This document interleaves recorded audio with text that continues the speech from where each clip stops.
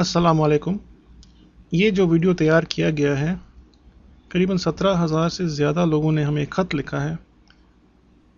उसके जवाब में हमने ये वीडियो आपके फ़ायदे के लिए तैयार किया है। इसे ध्यान से सुनिए, कई मरतबा सुनिए। जब आपको मुकम्मल समझ आ जाए फिर इस पर अमल कीजिए ताकि आपको मुकम्मल बरकत मिले। बरकत के कानून। बरकत किस तरह मिलती है, बरकत किस तरह रखी जाती है और बरकत में हम दूसरों के लिए बरकत का बायस कैसे बनते हैं। हम देखते हैं कि कुछ लोगों के घर में बरकत ही बरकत है। उनकी आमदनी में बरकत है, उनकी नौकरी में बरकत है, उनकी मलकियत में बरकत है, वो घर के मालिक हैं, हर तरह की बरकत उनके पास है। लेकिन अफसोस की बात है कि अक्सरियत में हम ये नहीं देखते हैं। अक्सरियत में हम ये देखते हैं कि कई लोग हैं जो बरसों बरस से नौकरी की तलाश में हैं। काबिल लोग हैं, उन्होंने पढ़ाई की है, उनके पास डिग्रियां भी हैं, लेकिन उनको नौकरी नहीं मिलती है। और अगर जो नौकरी मिलती है तो उनकी पढ़ाई के मुताबिक नौकरी नहीं है, फिर उनको नौकरी में तरक्की नहीं मिलती है। और बिजनेस वाले हैं जिनको हम देखें, कुछ बिजनेस वाले हैं जिनके पास बरकत ही बरकत है। जो भी काम में हाथ डालें उन्हें बरकत मिलती है।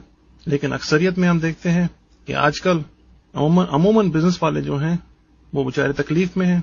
बैंक का कर्जा बहुत बढ़ गया है, उनका माल बिक नहीं रहा है, खरीदार आते नहीं हैं दुकान में, या उनका माल कहीं न कहीं अटक जाता है।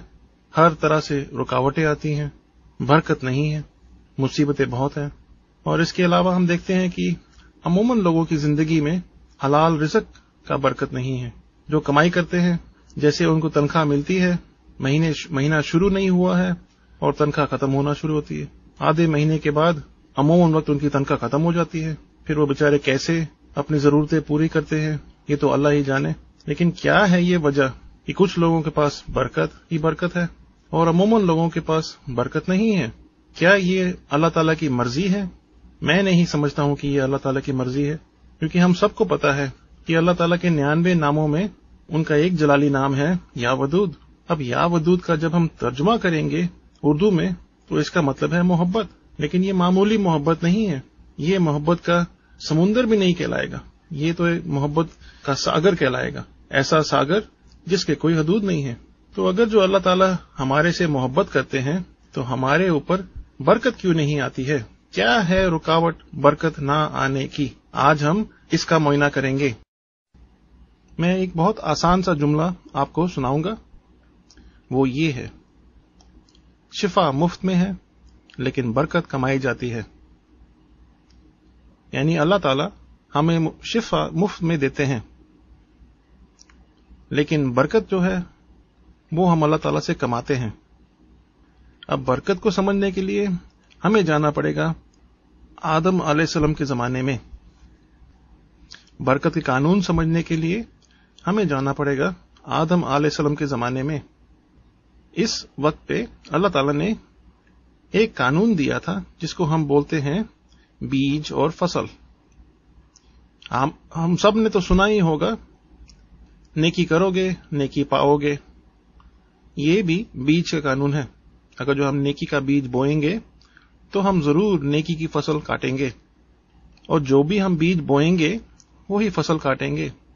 मिसाल के तौर पे अगर जो हम आम का बीज बोते हैं तो हम आम की फसल काटेंगे। हम आम का बीज बो के टमाटर की फसल नहीं काट सकते हैं, ना ही गेहूं की फसल काट सकते हैं। जैसा हम बीज बोएंगे वैसी ही फसल हम काटेंगे। अब फसल किस जमीन में बोई जाएगी ये भी देखना पड़ता है।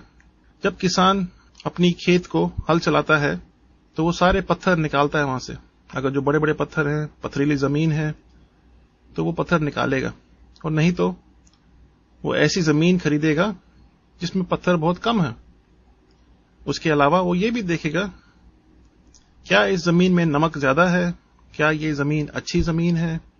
अच्छी जमीन को चुनना, अच्छी जमीन को देख के बीज बोना, ये कानून हमारे पे भी लागू है।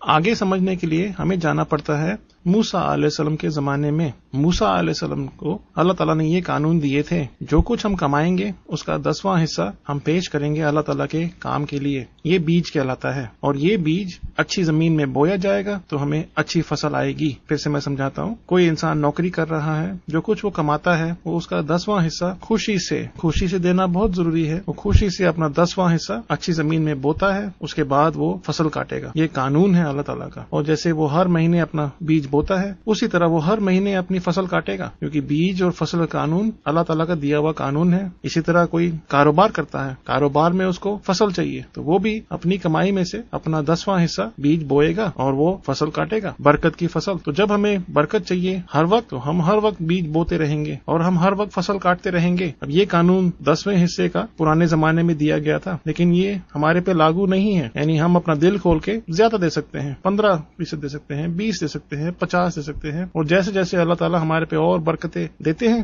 تو ہم بیج بوئیں گے، اور جس اچھی زمین میں بیج بوئیں گے تو ہم بہترین فصل کاٹیں گے. 100 گنا کی فصل، 1000 گنا کی فصل، 10,000 گنا کی فصل. آپ کو میں مثال دیتا ہوں. ایک گیہوں کا بیج جب وہ فصل دیتا ہے تو وہ ایک نہیں دیتا ہے، 100 دے گا، 1000 دے گا، 10,000 دے گا، ایک بیج. اسی طرح اچھی زمین میں جب ہم بیج بوتے ہیں ہمیں بہت ہی بڑی فصل ملتی ہے. اور اگر جو ہم چاہتے ہیں کہ ہمیں ہر وقت برکت کی فصل ملے تو ہم ہر وقت بیج بوتے رہیں. کسی نے کہا کہ جی ہمارے کو اپنے رزق میں برکت چاہیے، حلال رزق میں برکت چاہیے. قانون وہی ہے، آپ اپنے حلال رزق میں سے بیج بوئیے اور آپ کو حلال رزق کی برکت ملنے والی ہے.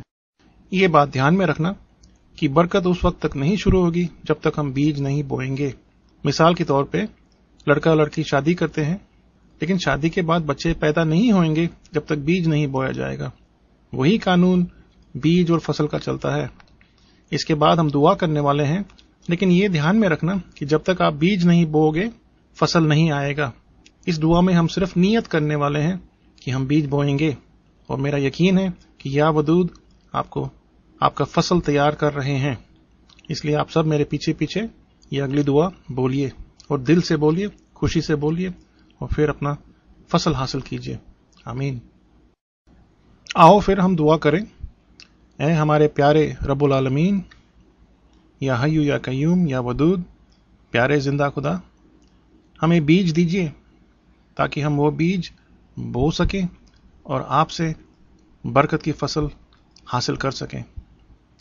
آج ہم یہ نیت کرتے ہیں کہ جیسے ہی ہمیں بیج ملے گا ہم یہ ضرور بیج بوئیں گے اور آپ سے ہم برکت کی فصل حاصل کریں گے، اور ہم بڑی امید سے دیکھتے رہیں گے اسی فصل کے لیے. آپ کا شکریہ ادا کرتے ہیں پیارے زندہ خدا. آمین ثم آمین. آمین ثم آمین.